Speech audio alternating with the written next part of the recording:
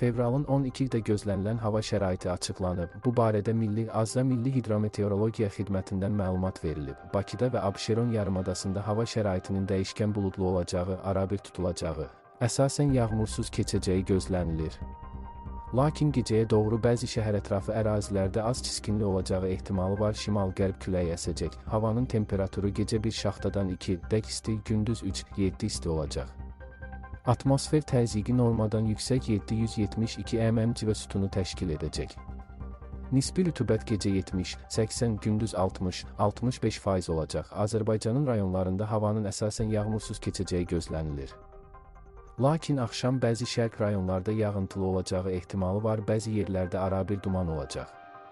Mülayim şərq küləyi əsəcək. Havanın temperaturu gecə 3 şaxtadan 2 isti, gündüz 5-10 isti, dağlarda gecə 5-10 şaxta, yüksək dağlıq ərazilərdə 13-18 şaxta, gündüz 0-5 şaxta olacaq. Bəzi dağlıq rayonlarda yolların buz bağlama ehtimalı var.